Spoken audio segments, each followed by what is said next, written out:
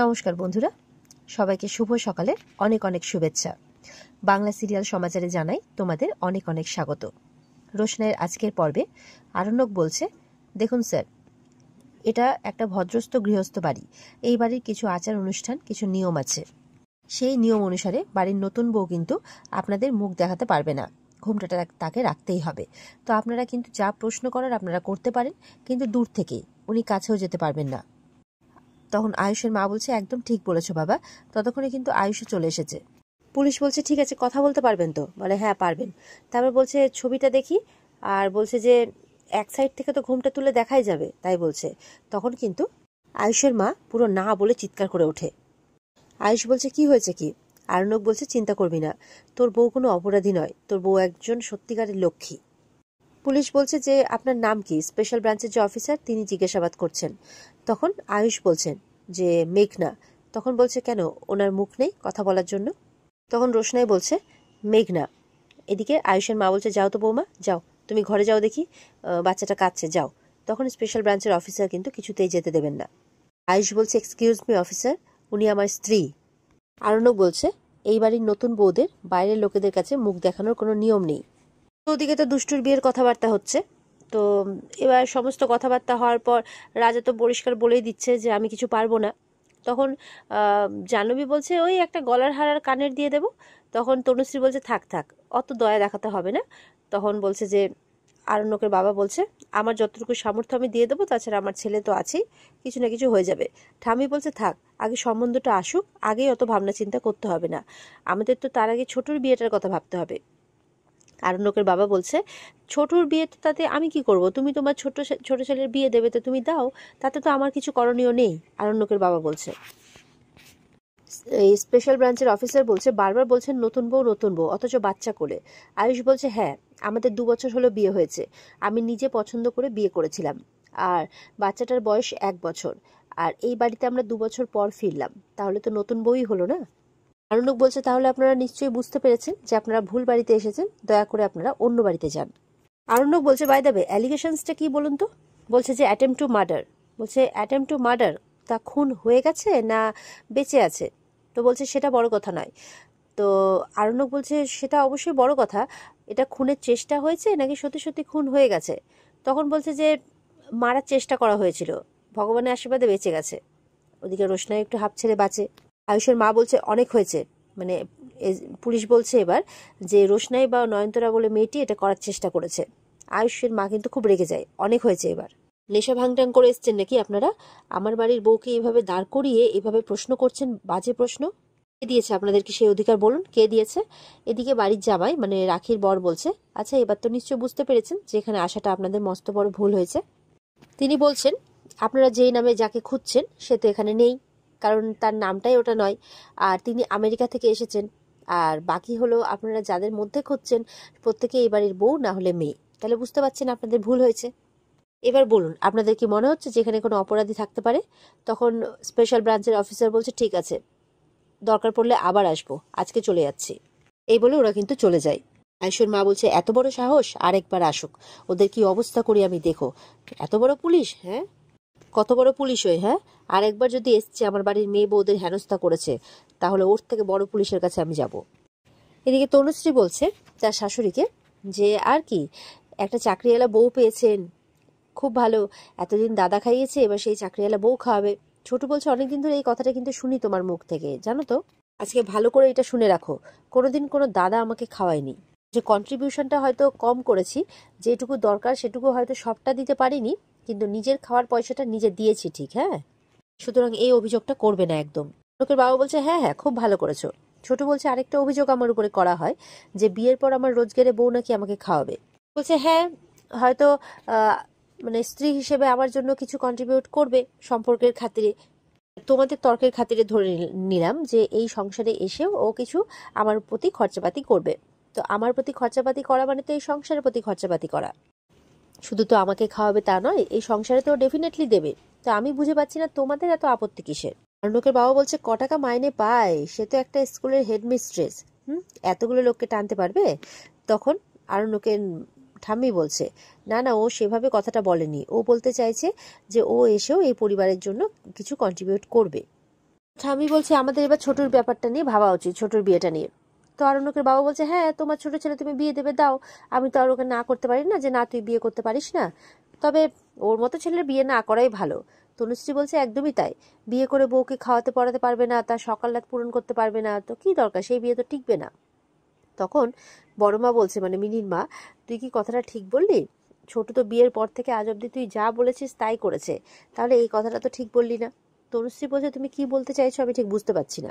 বড়মা বলছে না বোঝার তো কিছু নেই রে, মেজ ঠাকুর বউ যদি নিজের রোজগারে ঠিক মতো থাকতো তাহলে এই বদনামটা হতো না। দেখ আমি শুধু লালনের বাবার টাকা বলে এটা বলছি না, এটা যে কারোর ক্ষেত্রে হলো আমি একই কথাই বলতাম। যদি সত্যি মেজ ঠাকুর বউ কোনো অন্যায় না করতো তাহলে কি আজকে চুপ করে বসে থাকতো? প্রতিবাদ তো করতো। আর এই যে পেপারে লালনের কথা শুনে যেসব ছাপা হয়েছে এগুলো তো একটাও মিথ্যে নয়, সব তো সত্যি। মিথ্যে হলে তো নিশ্চয়ই মেজ ঠাকুর বউ প্রতিবাদ করতো। এবার বুঝতে পারছিস তো, অন্যের টাকায় খুব ভালো করে থাকাচ্ছে নিজের টাকায় অল্প ভালো থাকাটা অনেক সুখের, অনেক সম্মানের। আরণ্যকের বাবা বলছে তুমি কি বলতে চাইছো, তুমি আমাকে বেইমান বলছো? তখন আরণ্যকের ঠাম্মি বলছে বড় বৌমা তুমি এসব কথা কেন বলছো? তুমি সারা জীবন চুপ করে থেকেছো, চুপ করে থাকো না, কেন এখন এত কথা বলছো? তখন বলছে লালনের টাকা বাবলু ফেরত দেয়নি তা তো নয়, ফেরত দিয়েছে তো। ছোট বলছে কোথায় ফেরত দিয়েছে মা, সামান্য কিছু দিয়েছে, বাকিটা তো লালন মুকুব করেছে। আচ্ছা যাকে, ছোটদের সামনে এত কথা আমি বলছি না, পরে বলবো পরে। তো আরণ্যকের বাবা বলছে যাই হোক এখন তো লালনের খোশামদি বন্ধ হবে না, যাই হোক আমার মেয়ের বিয়ের ব্যাপারে কথাটা এবার আমি বলি। দুষ্টু বলছে ওরা আসবে, খবরের কাগজে তোমার ব্যাপারে যা কিছু বেরিয়েছে ওরা সবটাই জানে, তারপরে ওরা আসবে। ও আমাকে বললো ও আমাকে বিয়ে করবেই, তাই বলছে। তো ওর বাবা মা কি করবে আমি জানি না, আর আসার পরে আমাকে বাতিল করবে না কি করবে আমি সেটাও জানি না, তবে আমাকে এইটুকু জানাতে বললো, আমি তোমাদের জানিয়ে দিলাম। তবে হ্যাঁ, আমার বিয়ের আগে কিন্তু ছোটর বিয়েটা অবশ্যই হবে, তারপরে আমার বিয়ে নিয়ে তোমরা মাথা ঘামাবে। এদিকে আয়ুষের মা আরণ্যকে বলছে তুমি আমাদের জন্য যা করলে বাবা, আমার ছেলেটা তো ছিল না বাড়িতে সেই সময়, তুমি সবটা মানে সামলালে, তুমি ওর প্রকৃত বন্ধু হিসেবে কাজ করলে। কথায় বলে না লেখাপড়া জানার ছেলে, পেটে বিদ্যে আছে তো, করবেই তো, করবেই তো। বলছে তুমি কিন্তু খুব তাড়াতাড়ি আমাদের বাড়িতে আসবে, কথা দাও। তখন আরণ্যক বলছে হ্যাঁ এই তো ঘুরে গেলাম। বেশ বলছে ওর বউয়ের বাচ্চা হবে মা, ও আসতে পারবে না ঘন ঘন। বলে তাতে কি হয়েছে, ওর বাবা মা নেই? বলে ওর বাবা মাই তো দেখবে, তাহলে ও কি সবসময় বউকে পাহারা দিবে নাকি? তারণ্যকে বারবার করে আসার জন্য জোর করছে। বলছে দেখো বাবা, বাচ্চাটা তো এখনো অন্নপ্রাশন হয়নি, কি করে হবে, কিছু তো জানেই না যে করবে, তো 7 মাস তো পার হয়ে গেছে, তাই ভাবছি যে এই 1 বছর হচ্ছে, তো এই 1 বছরের জন্মদিনে ওর মুখে একটু প্রসাদ তুলে দেব, আর খুব ধুমধাম করে জন্মদিনটা পালন করব। তো সেইখানে কিন্তু তুমি তোমার বউকে নিয়ে অবশ্যই আসবে। হ্যাঁ ডাক্তারকে তুমি জিজ্ঞাসা করে নেবে যে যাওয়া আসা করতে পারবে কিনা, যদি পারে তাহলে অবশ্যই নিয়ে আসবে। আরণ্য কিন্তু রোশনার দিকে তাকাচ্ছে বারবার করে, কারণ গরিমা আসলে তো সর্বনাশ। এদিকে তনুশ্রী বলছে শোনো না, দুষ্টুর বিয়েটা কদিন পর ভাবো, এখন ওইসব নিয়ে ভাবতে হবে না। তখন বলছে যে শোনো দুষ্টুর বিয়ের কথাটা এখন তুলতেই হবে না, আরণ্যকে বাবাও বলছে যে আগে ছোটর বিয়েটা পার হোক। দেখো একটা অপরাধ তো আমি করেছি, এখন সেটার জন্য তো আমাকে সবাই কথা শোনাচ্ছে, বাড়ির কেউই আমাকে কথা শোনাতে বাদ দেয়নি। ঠাম্মি বলছে দেখ যেটা হওয়ার হয়ে গেছে সেটা তো বদলাতে পারবি না। তোকে বাবা বলছে থাক মা, আর তুমিও শুরু করো না, কেউ তো ছাড়েনি কথা শোনাতে। আর দেখো কাদের জন্য করেছি আমি, নিজেদেরই তো বাড়ির লোকজন যাতে ভালো মতো থাকে, পড়ে, খায়, দায়, পড়াশোনা শেখে, সবার জন্যই তো করেছি।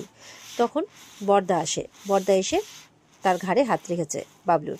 বর্দা বলছে দেখ তোর ছেলেমেয়েরাই কিন্তু তোকে শোনাচ্ছে, আমরা কিন্তু কেউই কিছু বলিনি, তুই যেভাবে ওদের শিক্ষা দিয়েছিস ওরা কিন্তু ভালো মন্দের বিচারটা করতে শিখেছে। আরণ্যকের বাবা বলছে হ্যাঁ হ্যাঁ আমারই তো সব দোষ, আমি তো অপরাধ করেছি। তখন মিনির মা বলছে এইভাবে কেন বলছো, তুমি তো মানে তোমার দাদা তো ঠিক কথাই বলছে। বলে হ্যাঁ তো আমার দাদা ঠিক কথাই বলে সব সময়, আমি ভুল করছি আর আমার বউ মেয়েরা ভুল করছে, আর আমার। বলে থেমে গেলি কেন, বল বল, ভাইপো ভাইয়ের বউরা তারা কিন্তু তাদের রূপটা দেখিয়ে দিয়েছে। হ্যাঁ এই বলছে ওরা কিন্তু তোর ছেলে মেয়ে, ছেলে আর ছেলের বউ হয়, ভুলে যাস না। ঠাম্মি ঠাম্মি যে কার দলে সত্যি। বর্দা বলছে হ্যাঁ একই বাড়িতে দুটো ছেলে মানুষ হলেও একজন রাজার মতো আর একজন বাদশার মতো। তো রাজা আর জাহ্নবী কিন্তু খুব গায়ে লেগেছে, তাদের শ্বশুর শাশুড়ি তাদের ব্যাপারে এইভাবে বলছে। তো জাহ্নবী বলছে আমার কিছু বলার আছে। তখন বর্দা বলছে বাবা ওর তো খুব গায়ে লেগেছে দেখছি। রাজার মা বলছে লাগবেই তো, ও তো আমাদের থেকে আমাদের মেয়ের বেশি খেয়াল রাখে, মানে জাহ্নবীর কথা বলছে। রাজা বলছে তোমাদেরকে কিন্তু আমি ফার্দার বলে দিচ্ছি, আজকের পর থেকে কিন্তু তোমাদের মুখ থেকে জাহ্নবীকে নিয়ে আমি একটা কথা শুনতে চাই না।